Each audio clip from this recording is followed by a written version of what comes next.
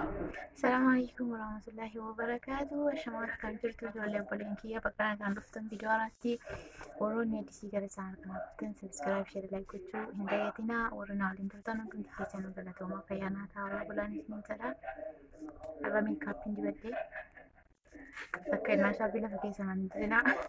Kuulii asitti dibadhee dhiiguutti dibadhee bicuu jechuudha. Na irraa bareeda. Duwwaan hawwiyyaa maqaan hawwiyyaa. Sekamtu irraa bareeda sila duwwaa fuula duwwaa bareeda isaa. Bicha ijoollee biyya jiran hojii obbolaa koo abbaa manaa kootiin haasa'uu dibadhee. Achumaan immoo gorsaa kanaan ta'uu uffata qofiraa hin baasiin viidiyoo isin waraabaa jedhee taa'ee dhufee warroonni inni jaallattan hundi keessan laayikii godhaa akka namoota baay'ee bira ga'u gorsaa ajaa'ibaa tokkoon isin qabadhee dhufee wantoota jechuudha yeroo ammaa kana deemaa jiru kanaan ol qabsiisee waan tokkoon isin gorsuu barbaada obboleen kiyya. Akkasumas yeroo deebi'ee dhiifama isin gaafadhaa mucaan hin gadda duute jedhee laxxabe sun hin duune hin sobdii waan isin sobdee fi ishii mitee warra miidiyaatti sobatee hin beekne jechuun miidiyaa duratti argitanii ta'eetii yaada nama hedduu laxxafee akkasiin duute innaa hin duune isin fayyaadha lubbuu qabdi. Viidiyoo isin illee ijoollee jiraatutti feesbuuk irratti argeen jira dhiifaman isin jedha warra na hojjetan hundumti keessan hunduu. Innaa jaalalaaf jedheetiin billaa fudhee foraanii jaalalaaf jedheetiin of ajjeesuuf ka'e waan isin jette sanatu irra guddeessa garaana nyaate. Innaa waan tokkoon isin jechuu barbaada jechuudha. Akka nama jaallatee keessa dabarfateetti akkamitti namni akkamitti akka bultii horatu akkamitti akkan jaalala keessa dabarfadheera waan hin barumsa hedduu qabuu fi isin immoo warra dudduuba koo jirtanuu fi gorsa waan isiniif ta'a jedhee ofii kan kooti waan nama mudate keessa dabarfadhe hundasaa tirraa ka'eetiin jechuudha. Kanan isinii gorsu malee zimmiidha akkanumaan miti. Innaa gorsi namaa kalaama tokko lamallee keessaa argachuu dandeessaa hundi siif fudhataa mul'isuu danda'a. Mirga guutuu qabda jechuudha. Bicha ati yoo beekaa taate ati yoo anarra hubannoo qabda taate kan sarara immoo hubannoo hin qabnetu jira. Viidiyoo kana sheer godhee wala jajjabeessinu ilmaan Oromoo hundumti keessanii shaamarra Oromoo warra yuutuuba banatan hunda akka warra kaanii walitti nu taanu nu jajjabeessaa sheer godhaan isiniin jedha. Innaa gara gorsichaattan isinii dabarfadha. Obboleen kee jaalala gisee nama qabee nama sanaan gaafa adda ba'an jechuudha.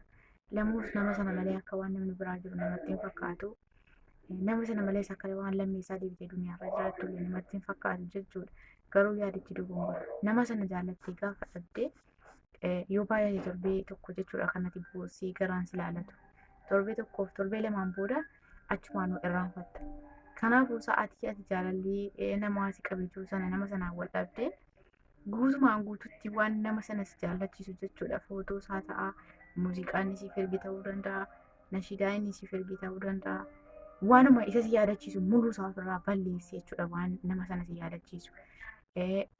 Nama waa'ee sanaa dhufee waa'ee jaalallee keetiin wal dhabdanii akka mirreessi jedhee waa'ee isaa si gaafatullee yeroo sanaaf ittiin haasa'inii uumama isaa kaaftee hin dubbatinii gaafa torbee tokko jechuudha. Namni sun maal akka ta'e hin dagatta jechuudha. Jaalallee lamuu deebiin hin qabu namni ta'edha isa malee jiraachuu hin danda'u wanni jedhamu soba nama kamiinuu dhiisee jiraachuu hin danda'a. Kanaafuu obboleen kiyya yeroo nama tokko jaallattanii nama sanaan jechuudha bishaaniif naankisan tokko ta'uudhaan adda baatanii lubbuu keessan dhiisaatii qeensa keessan irraan qorinaa. Rabbiin gaafa duraa bishaan keef midhaan kee nama tokko biratti gadabeetu bishaan keetiif midhaan kee nama sana bira jira waan ta'eef nama kana wal dhabe jettee yookiin immoo jaalalli isaa bidirratti qabsiisi jettee lubbuu kee hin baasin. Obsi. Namni obsi jechuudha waa hunda keessa iyyuu hunda barbaada.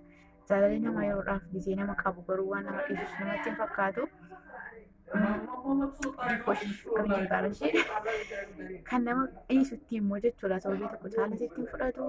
Jaalalaaf jettee lubbuu kee dhiisitii qajiisa mataa keetii qeensa kee waan ofirraa kuttuuf hin qabdu. Namni jaalalaaf jedhee billaa fudhee kaa'ee waraanu garuu jechuun sammuu dogongoraatii kun. Gaafa nama tokko jaallattanii nama sanaan ol dhabdan bichaa waan nama sana si yaadachiisu wala muuziqaa wala suuraasaa gubdee kaatiifa kana dhigaaftu hin jira. Garuu sanatti si bakka irraanfadhu jechuudha. Yoo kiristaana taates kadhannaa hiikadhu yoo musliima taates salaatii jira hiikadhu. Sekeendii tokko sitti hin fudhatu jechuudha hin dagatta. Jaalalaaf jedhee namni akkam finyoo fudhatee of ajjeesa akkam billaa ofitti waraana. Dhugaan jaalalli na qabee beeka jaalalli jechuudha. Ibiddi natti qabsiisee nama sanatti illee ni heerumne nama biraatti heerumee beeka jechuudha. Yeroo sanaaf jechuudha. Otoo akka ammaa kana miidiyaan siraatii ta'an gurra qofa galatanii iyyan ture jaalalli isa jaalladhu maaliif ijoollummaadha. Umriin koo yeroo sanatti ammallee namni biraa addunyaa kanarraa sanatti mul'atu waan asitti nama biraatti heerumu sanatti hin fakkaatu. Gaafan akkanas hin jedhu waan biraa keessa hojiin seenuu bicha miti jaalalli. Jaalalli namaa gaafa onni irraa si qabe dhugaa isa malee waan jiraatu sitti hin fakkaatu garuu hin darba wanti sun hundinuu jechuudha. Na kana jechuudha gorsi kan koo inni jalqabaa. Inni lammaffaan immoo nama tokko jaallattee jechuudha. Yeroo guddaa ijoolleen keenya amma wanti saree billaa ofitti danqaruu of ajjeesuu midhaamnee waan akkanaatti galanu. Maal jedhanii beektanii? Nu dubartiin gaafa nama tokko jaallannee irraa fudhachuun beeka. Onnee keenyas guutuma bannee kenninaaf. Lubbuu keenyas guutuma bannee kenninaaf. Kun ta'uu hin qabu ture. Jaalala namaa gisee jaallatan of qusataa. Maalitti na baasa jaalalli nama sanaa na wajjin xumura ga'a. Namni kun immoo na wajjin hin xumuru. Jedhaatii shakkaa jaaladha jechuudha. Ofitti kennitee onnee kee guutuudhaan hin jaalatin. Sobisiin jechuu kooti miti. Abdii koo boriitti namni kun jettee ofitti fixxee hin jaalatin. Nan jaaladha bishaan koo finaan koo bakka geessistu beela jedhee jaalladha. Yeroo ittiin haasoftu jechuudha. Zamana kana yeroo viidiyoo koolii waliin haasoftanuu akka hin taanetti uffannaa kee haasaa kee hunda isaa eeggata haasa'i. Yeroo kana jechuudha amma namni iskiriinii walii waraabaa. Waan akka kaameeraa adda addaatu jira jechuudha kan baarastoon keessaa gadi buusanii jechuudha shaasha telefoonii keetii waan namni haasa'u wajjin waraabuu hunduu dandeessu waan akkanaatiin si doorsifnaan booda nafsii ofiitti taphachuurra waan hin taane nyaasanii dhiiraajin uffatas akka hin taane uffattee jaappoonii qullaadhaan qoma qullaa mataa duwwaa teessee jaalallee dhuma keessa lubbuu sii qabu sanaan ofirraa fuudhimee shaarbii keessa nagiseen isiin jedhe akiraa kunaa caaltaa jedhanii. Dhugaa anasaan nama guddaa jechuudha. Haadha bultii simtii natti dawwalanii yaati amma yoomii shaarbiidhaan teessaa dulluma minaamitti noo akiraa keessin caalu wanta hin jettaani. Inni nu gaafa fuula sirraa dhabee akka ati uffannaa kan keessa jiraan uffachuu bakka qaama keessatti tarachuu barbaadu yoo jira nama dhugaaf si barbaadu ta'ee siif dawwalaa si jaallata. Yoo isa ammoo akka baay'eedhaaf fedhii isaatiif si jaallatu ta'e immoo gaafa guyyaa lama dawwalee si kana jedhan dhabee sadaffaan nu sitti hin dawwalu. Kanaafuu dura buutanii jaalala keessa seentanii akka hin taane wajjiniin qullaa dhaabattanii haasoftanii uffata keessan ofirraa buutanii shaarbii jaappoonii minaamintee haasoftanii kaatanii bormaatiin koo hiriyyaan koo maallaan jedha feesbuukarra gadhiisaa jettanii lubbuu keessan baasinaa. Bareechaa of eeggataa yeroo ammaa kana rikkardinatti nama argite illee boraabamee gadhiifamuu danda'a jechuudha. Intinii telefoona keetii wajjin shaasha telefoona keetii osoo gadi walitti hidhame. Kanaaf obboleen kee sagalee yeroo namaa argitus sagaleen ta'an waan haasaan sirraa hin bareenye ilmoo dubbarraan fakkaanne of keessaa qabu haasoftanii dhiiraatti hin erginaa. Garuu viidiyoo namaan haasoftan akka hin taane telefoonaan dhiiraan hin haasa'inaa. Halkan sa'aatii darbaas bilbiltanii yeroo ijoolleen dhiiraa nama wajjin haasa'uu barbaadan haasaan taane qofaa isaan ittiin dawwalinaa dawwalamus jalaan kaasinaa. Jaalallee keetuutiin karoora baafadha. Sa'aatii amma kanaas nama kanaan boodarraa kan kalaas hin dadhabinaa rafaan. Maaliif namni yeroo waliin haasaa dheeraa haasaa dhaqee handaaqqoon haadhaa guddattu lafee akka walitti baate jedhanii mitiire. Kanaaf ni jechuudha obboleen kee waa baay'ee waan namatti tolu argina feesbuuk kanarratti. Ati gaa jaalallee kutettee gowwaa koo afaan akkuma barbaadde waliin haasoftee waan ofeetettiin haasoftee yeroo dachii kaatee gaafa torbee lamaa silkiin kee biitii ta'e ati narratti nama biraa jala ta'an viidiyoo kee gadhiisa siin jala jechuudha dhufee gowwaan koo. Annaa dhiirri hunda miti hunda dhiiraatiin jechuutti hin jiru.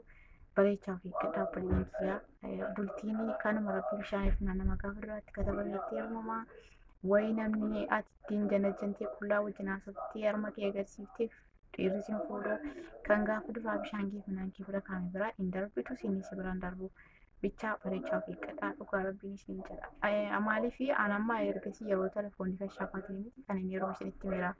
Viidiyoo kooliin isin jiru, rekoordiyoon qabuun isin jiru yeroo kana taa'ee yeroo nassabee alhamdulillaan jedha maaliif yeroo kana jechuudha nama amantutu sirkaa baduu jira jechuudha.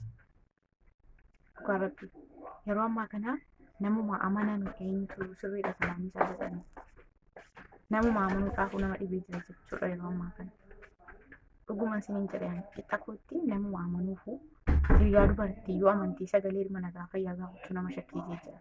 Maaliif barnaamija adda addaa gadi buusee rekoordii kee waraabee viidiyoo sila saanaa isaatti sana waraabee gadi dhiisa jechuudha. Kanaafuu obboleeyyan kiyyaa bareechaa sirriitti of eeggadhaa. Nama kamiyyuu amantanii iccitii keessan jechuun qaama isaa jechuun qaama saalaa dhiisaati. Dubartiif jechuudha harka ishee rukkubbii harkaa kana akkana ol dabarfannaani awwaata jechuudha. Kanaafuu iyyuu obboleeyyan kiyya wanni haasaa caalu hin jiru. Duniyaan gabaabduudha. Rabbiin hunduma keenya nu haa sirreeffatu. Isinillee bareechaa of eeggadhaa. Maal beeksin gorsite naan hin jedhina. Ammatti koo keessatti bu'aa baay'ee waan an dabarseef jecha jireenya ijoollummaa keessatti jaalallinnaa ijoollummaatti nama qabdi akkam nama gooti. Jaalalli ijoollummaa akkamitti qooma namaa caafa jechuu waan hin beekuuf jechan isin gorsaa. Isinillee waan ofii keessanii beektanuu waan ofii keessanii narra beektanuu na gorsaa na jajjabeessaa.